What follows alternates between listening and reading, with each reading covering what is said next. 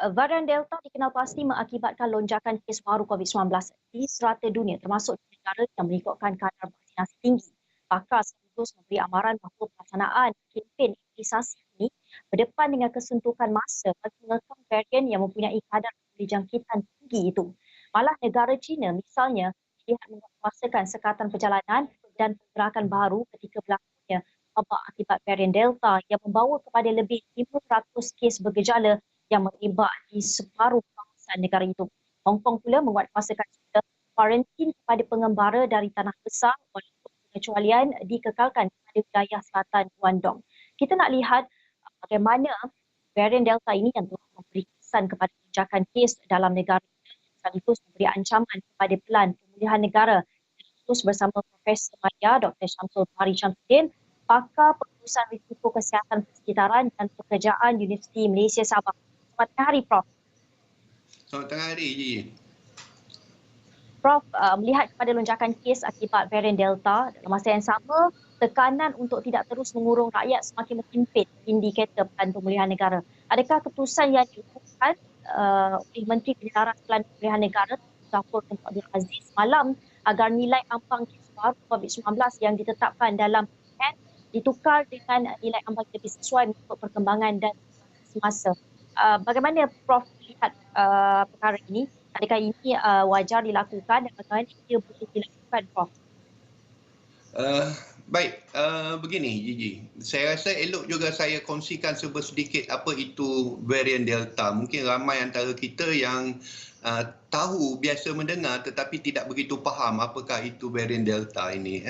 Varian Delta atau B16172 ini adalah salah satu varian yang dikategorikan oleh WHO, World Health Organization, seawal tahun 2020 pada Mei kalau tak silap saya, ianya dikategorikan sebagai variant of concern, iaitu variasi varian yang kita lihat mungkin berpotensi untuk memberi kesan yang sangat signifikan kepada kesihatan. Selain daripada itu, kita ada juga varian-varian lain seperti alpha, beta, gamma dan beberapa varian lain.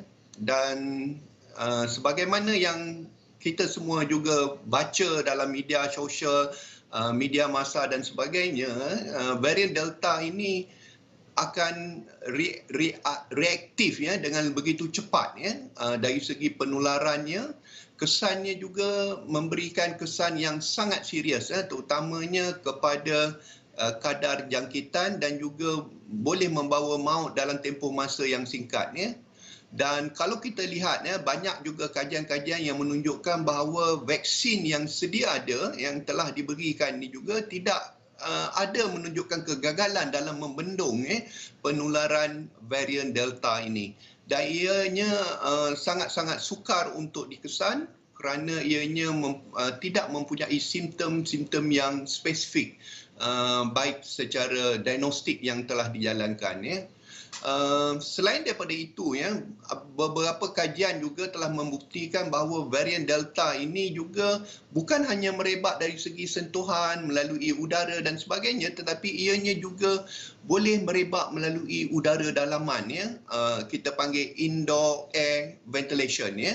Terutamanya bagi bangunan-bangunan yang mereka yang bekerja di dalam bangunan. Sebab itu, sebagaimana yang Gigi beritahu tadi, kluster tempat kerja meningkat. Kita kadang-kadang heran, tentuhan tidak ada, SOP telah dilaksanakan, tetapi varian Delta ini tetap mengganas, penularannya tetap ni. Ini sebagaimana yang kalau saya boleh kongsikan di sini, American Protection Agency telah mengesyorkan bahawa ventilasi sistem ventilasi pengudaraan sesebuah bangunan juga merupakan elemen penting yang menjadi tempat ataupun menjadi faktor penularan varian Delta ini. Dari segi keputusan sama ada kita boleh membenarkan atau melonggarkan SOP atau membenarkan rentas daerah ini, kita perlu lihat dalam banyak aspek lagi, Gigi. Ya. Dan kita melihat kepada cadangan yang dinyatakan oleh Prof tadi, kepada cadangan melonggarkan SOP kepada penerima vaksin penuh, terutamanya untuk rentas negeri dan pelancongan. Bagaimana Prof lihat perkara ini? Patut disegerakan atau bagaimana? Beginilah Gigi. Kalau saya nak maklumkan tadi, macam Gigi pun tadi beritahu bahawa kerajaan China semalam telah menguatkuasakan semula sekatan pergerakan perjalanan akibat penularan varian Delta ini. Dan sebelum itu pada awal bulan Ogos baru-baru ini pun di Amerika Syarikat peningkatan 300% kes COVID-19 di Amerika Syarikat, dan ianya didapati berpunca daripada varian Delta ini. Jadi kerajaan Amerika Syarikat juga, bukan hanya China dan beberapa buah negara lain sudah dilihat bergejolak balik dengan peperangan bersama dengan varian Delta ini. Ini adalah satu peperangan yang baru dan di Amerika Syarikat mengesyorkan bahawa sektor-sektor aktiviti ekonomi ini perlu dilihat jangan dibuka secara langsung, tetapi perlu dibuka secara berperingkat-peringkat dan dilihat keutamaannya, sama ada ianya perlu dilaksanakan atau tidak. Dan yang paling utama sekali dalam mana-mana suggestion yang saya jumpa dalam bidang penyelidikan yang berkaitan dengan pengurusan risiko sama ada COVID-19 maupun varian Delta dan varian-varian lain, ialah tentang disiplin dalam mematuhi SOP. Yang ini yang sangat penting. Baik, kalau nak merujuk kepada persoalan tadi, adakah ianya relevan? Jadi kalau boleh saya syorkan ada 5 perkara yang mungkin kita dapat lihat berdasarkan kepada statistik penularan jangkitan varian Delta dalam negara kita ini yang sangat membimbangkan.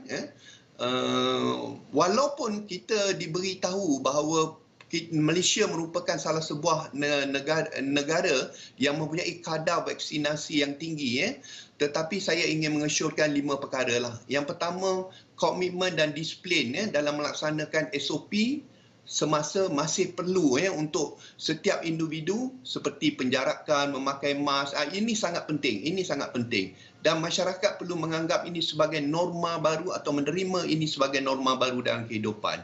Jangan ingat kita sudah divaksinasi, kita kebal dan kita boleh buat apa saja, rentas negeri dan sebagainya. Ingat, variasi varian ini ataupun variasi virus ini berubah-ubah, dan of course kesan ataupun impact dia tu juga berbeza-beza. Yang kedua, kebenaran perjalanan rentas negeri ini sebenarnya kalau saya nak katakan tidak, ianya boleh dipertimbangkan. Saya lebih suka menggunakan perkataan itu. Ianya boleh dipertimbangkan sekiranya setiap individu yang ingin melakukan perjalanan rentas negeri ini telah lengkap suntikan kedua-dua dos dan telah ujian antibodinya, sama ada vaksinnya telah antibodi dalam badannya telah berkesan atau menunjukkan kesan yang positif ataupun kesan yang signifikan terhadap suntikan ini. Dan mungkin ianya boleh dibenarkan hanya kepada negeri-negeri yang telah mencapai fasa 3 atau 4 pelan pemulihan negara. Begitu juga dengan sektor ekonomi dan industri, ya. Gigi. Ya. Begitu juga dengan sektor ekonomi dan industri, ya. Ya.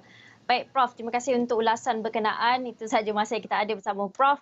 Kita perlu berhenti berehat seketika. Terima kasih kita ucapkan kepada Profesor Madya Dr. Syamsul Bahari Syamsuddin, pakar pengurusan risiko kesihatan persekitaran dan pekerjaan UMS.